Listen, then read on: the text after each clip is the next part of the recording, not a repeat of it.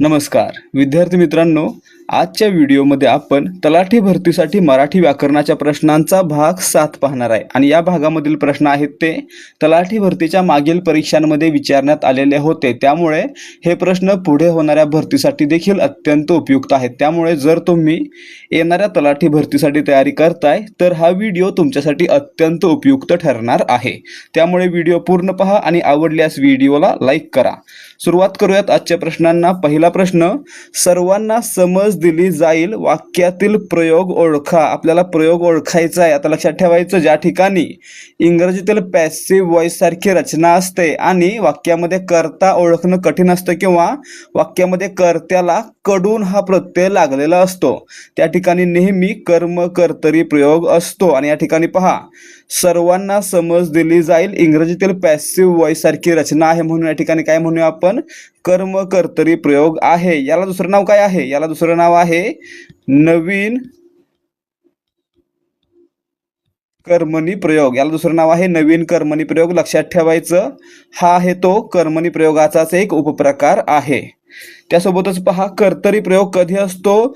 जेव्हा वाक्यातील क्रियापद कर्त्याच्या लिंगवचनानुसार बदलतं तेव्हा त्या ठिकाणी कर्तरी प्रयोग असतो, आणि जेव्हा वाक्यातील क्रियापद कर्माच्या लिंगवचनानुसार बदलतो तेव्हा त्या ठिकाणी कर्मणी प्रयोग असतो। आणि या वाक्यामध्ये समज हे कर्म आहे। आणि मित्रांनो, समज दिली जाईल आणि जर समजच्या जागी जर जाब असेल तर जाब विचारला जाईल। काय होतं तर या ठिकाणी दिली दिला, विचारली विचारला, या प्रकारे क्रियापदाचं रूप बदलतं, म्हणून या ठिकाणी आहे कर्मणी प्रयोग। ठीक आहे। त्यासोबतच भावे प्रयोग, ज्या ठिकाणी क्रियापदाचं रूप कर्ता किंवा कर्म दोन्हीनुसार बदलत नाही किंवा कर्ता आणि कर्म दोन्हींना विभक्ती प्रत्यय लागलेले असतात, त्या ठिकाणी भावे प्रयोग असतो।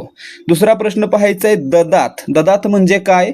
ददात शब्दाचा विरुद्धार्थी शब्द आपल्याला सांगायचा आहे। ददात म्हणजे काय? आधी पहा, ददात म्हणजे एखाद्या गोष्टीची टंचाई, एखाद्या गोष्टीची उणीव किंवा कमतरता। त्याला विरुद्धार्थी काय असणार आहे तर एखाद्या गोष्टीची भरपूर उपलब्धता म्हणजेच मुबलकपणा। ददातला विरुद्धार्थी काय असणार आहे? मुबलक। पर्याय 2, समानार्थी उणीव, समानार्थी तुटवडा आणि विरुद्धार्थी मुबलक। ठीक आहे। प्रश्न क्रमांक 3, वाक्य रचना योग्य असलेला पर्याय निवडा। पहिल्या परीक्षेत मला वर्ग मिळाला।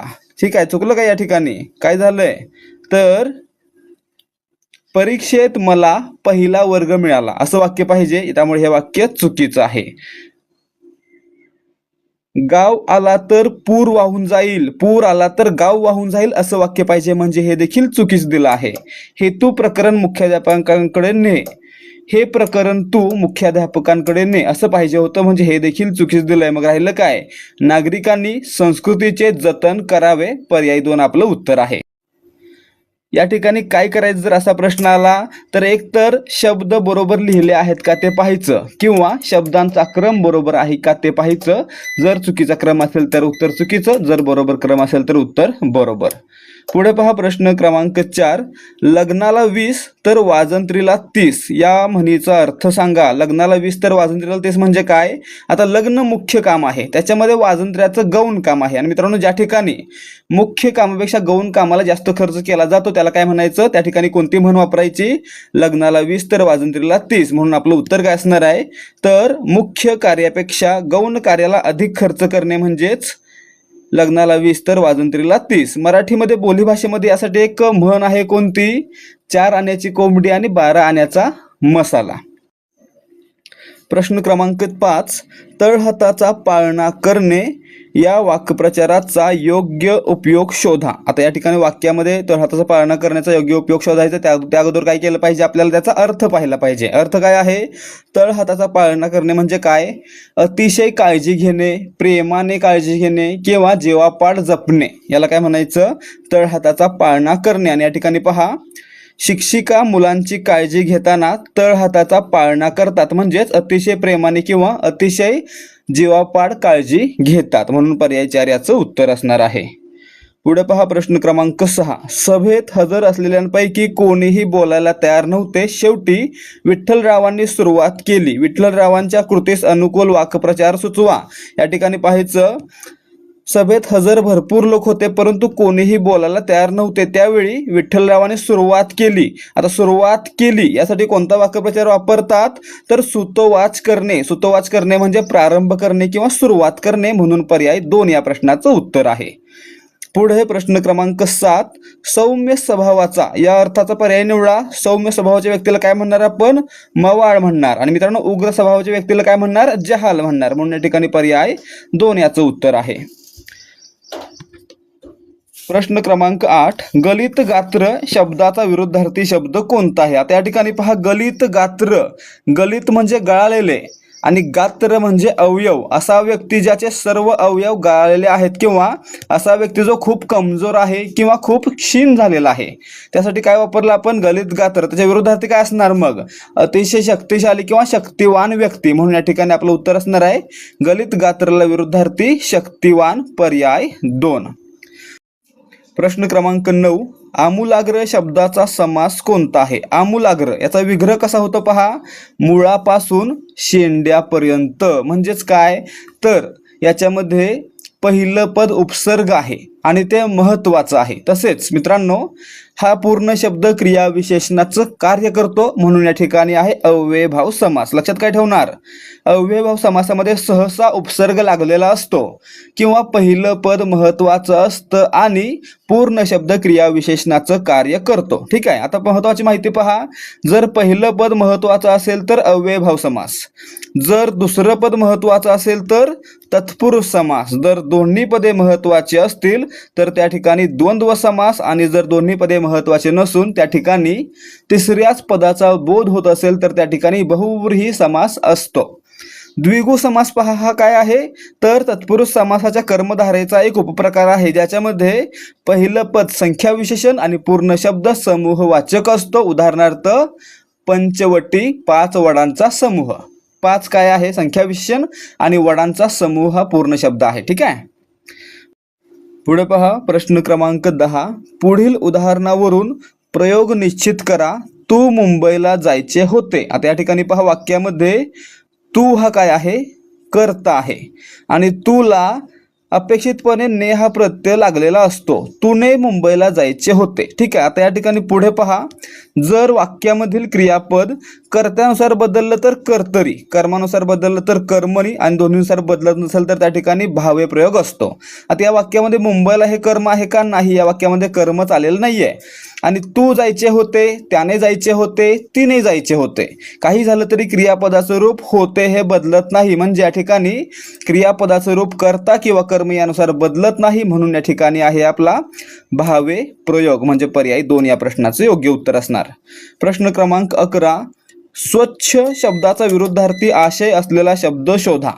स्वच्छ, मित्रांनो, स्वच्छ म्हणजे काय, सर्वांना माहित आहे. तर स्वच्छ म्हणजे नीटनेटका किंवा टापटीप.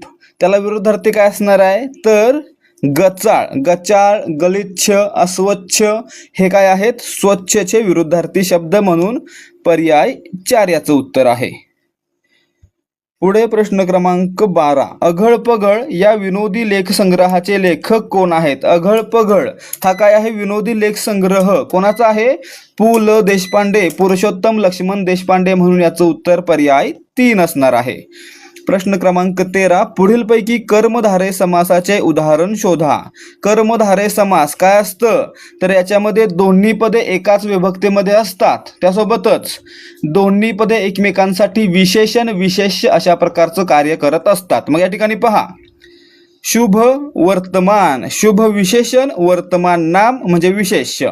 काय झालं, दोन्ही पद एकाच विभक्तीमध्ये असून एकमेकांसाठी विशेषण विशेष्य म्हणून काम करतात. म्हणून शुभ वर्तमान मध्ये कर्मधारय समास आलेला आहे, पर्याय 3. महिपाल, महिपाल म्हणजे म्हैस पाळणारा, याला काय म्हटलं पाहिजे आपण, मग बहुव्रीही समास म्हणणार. ठीक आहे. पुढे पहा, प्रश्न क्रमांक 14, वाक्यरचना योग्य असलेला पर्याय शोधा. सभेत आपण शब्द 2 बोला. सभेत आपण 2 शब्द बोला असं वाक्य पाहिजे, म्हणून हे चुकीचं दिलंय. ठीक आहे. छत्रपती तानाजी शिवाजींना म्हणतो असं नाहीये मित्रांनो, तानाजी छत्रपती शिवाजींना म्हणतो असं वाक्य पाहिजे, म्हणजे हे देखील चुकीचं दिलेलं आहे. पुढे पालवी ऋतूत वृक्षांना वसंत फुल फुटतो असं आहे का? वसंत ऋतूत वृक्षांना पालवी फुटते असं पाहिजे, म्हणजे हे देखील चुकीच दिलेलं आहे. मग राहिलं काय? उष्णतेने पदार्थ प्रसरण पावतात, हे बरोबर दिलेलं आहे म्हणून पर्याय 3 याचं उत्तर आहे. प्रश्न क्रमांक 15, केसांच्या अंबाड्या होणे हा वाक्यप्रचार काय सुचवतो? केसांच्या अंबाड्या होणे म्हणजे केस लहान होणे किंवा म्हातारपण येणे म्हणजेच वृद्धावस्था येणे, म्हणून पर्याय 2 याचं उत्तर आहे. प्रश्न क्रमांक 16, हातघाईवर येणे या वाक्यप्रचाराचा योग्य वापर असलेला पर्याय निवडा. हातघाईवर येणे म्हणजेच भांडण करण्यास तयार होणे किंवा एकमेकांच्या अंगावर जाणे, अंगावर धावून जाणे. मग या ठिकाणी पहा, महाविद्यालयीन मुले क्षुल्लक कारणावरून हातघाईवर येतात म्हणजेच क्षुल्लक कारणावरून हाणामारी करतात किंवा एकमेकांच्या अंगावर जातात, म्हणून हा वाक्यप्रचार या ठिकाणी योग्य वापरलेला आहे, म्हणून पर्याय 2 याचं उत्तर आहे. प्रश्न क्रमांक 17, गाणी बजावण्याची मैफल याचा समानार्थी शब्द शोधा. गाणी बजावण्याची मैफल म्हणजेच जलसा, म्हणून पर्याय 1 याचं उत्तर आहे. जल्लोष म्हणजे काय? आनंद साजरा करणे. पुढे प्रश्न क्रमांक 18, घरगंगेच्या काठी ही कादंबरी कोणी लिहिली आहे? घरगंगेच्या काठी ही कादंबरी ज्योत्स्ना देवधर यांची आहे, म्हणून पर्याय 1 या प्रश्नाचे योग्य उत्तर. प्रश्न क्रमांक 19, झोपका किंवा तुरा या अर्थाचा शब्द कोणता आहे? झोपका किंवा तुरा आपण पाहिले असतील, झोपके तुरे याच्यामध्ये काय दिसतं आपल्याला? तर अनेक गोष्टी एकमेकांसोबत लटकलेल्या असतात, त्याला आपण झोपका किंवा तुरा म्हणतो. याच प्रकारे घोस हा शब्द देखील त्यासाठीच वापरला जातो. घोस म्हणजे काय? तर अनेक गोष्टी एका जागी एकत्र लटकत असणे म्हणजे घोस, म्हणून या ठिकाणी झुपका तुराला समानार्थी शब्द आहे घोस, पर्याय 1. प्रश्न क्रमांक 20, तुकाराम बुवाची मेख वाक्यप्रचाराचा अर्थ सुचवा. तुकाराम बुवाची मेख म्हणजे अनाकलनीय गोष्ट किंवा समजण्यास अवघड किंवा गूढ अशी गोष्ट, म्हणून पर्याय 3 याचं उत्तर आहे. प्रश्न क्रमांक 21, काकुळती शब्दाचा समानार्थी शब्द शोधा. काकुळती करणे, काकुळतीला येऊन एखाद्याकडे काहीतरी मागणे म्हणजे गयावया करणे, म्हणून काकुळतीला समानार्थी शब्द आहे गयावया, पर्याय 4. प्रश्न क्रमांक 22, वाक्यरचना योग्य असलेला पर्याय शोधा. वाक्यरचना योग्य असलेला पर्याय शोधायचा आहे. मोठा आजीला आवाज ऐकवत नाही, आजीला मोठा आवाज ऐकवत नाही असं वाक्य पाहिजे, म्हणजे हे चुकीचं दिलंय. समुद्रात बुडताना जहाज मी पाहिले, मी जहाज समुद्रात बुडताना पाहिले असं म्हणू शकतो आपण, म्हणजे हे देखील चुकीचं दिलंय. फेडून शेतकऱ्यांची टाकली कर्जे बँकेने, बँकेने शेतकऱ्यांची कर्जे फेडून टाकली असं म्हटलं पाहिजे, म्हणजे हे देखील चुकीचं दिलेलं आहे. मग राहिलं काय? त्याच्या घरात खाणारी पुष्कळ माणसे आहेत, हे वाक्य योग्य दिलेलं आहे, म्हणून पर्याय 3. पुढे 23वा प्रश्न पहा, खोडकर उनाड मुलासाठी कोणता शब्द वापरता येईल? खोडकर, उनाड, वात्रट किंवा वांड. खोडकरला समानार्थी शब्द काय आहेत? उनाड, वात्रट, वांड, म्हणून या ठिकाणी काय झालं तर वांड हा खोडकर किंवा उनाड मुलासाठी वापरला जाऊ शकतो असा शब्द आहे. प्रश्न क्रमांक 24, एखादी गोष्ट पुन्हा पुन्हा म्हणणे म्हणजे काय? एखादी गोष्ट पुन्हा पुन्हा म्हणजे काय? तर ते घोकणे किंवा त्याची घोकमपट्टी करणे, म्हणून पर्याय 2 याचं उत्तर आहे. एखादी गोष्ट पाठ करण्यासाठी पुन्हा पुन्हा म्हणणे म्हणजेच घोकणे किंवा घोकमपट्टी करणे. पुढे पहा प्रश्न क्रमांक 25, ययाती आणि देवयानी या नाटकाचे कर्ते कोण आहेत? या ठिकाणी पहा, ययाती आणि देवयानी. आपल्याला जर फक्त ययाती नावाची कादंबरी विचारली तर ती वि. स. खांडेकर यांची ज्ञानपीठ पुरस्कार प्राप्त कादंबरी आहे. परंतु जर आपल्याला ययाती आणि देवयानी नावाचं नाटक विचारलं तर त्या ठिकाणी लक्षात ठेवायचं आहे, ययाती आणि देवयानी हे नाटक वि. वा. शिरवाडकर म्हणजेच विष्णू वामन शिरवाडकर म्हणजेच कुसुमाग्रज यांनी लिहिलेलं आहे, म्हणून याचं उत्तर असणार आहे पर्याय 1. तर विद्यार्थी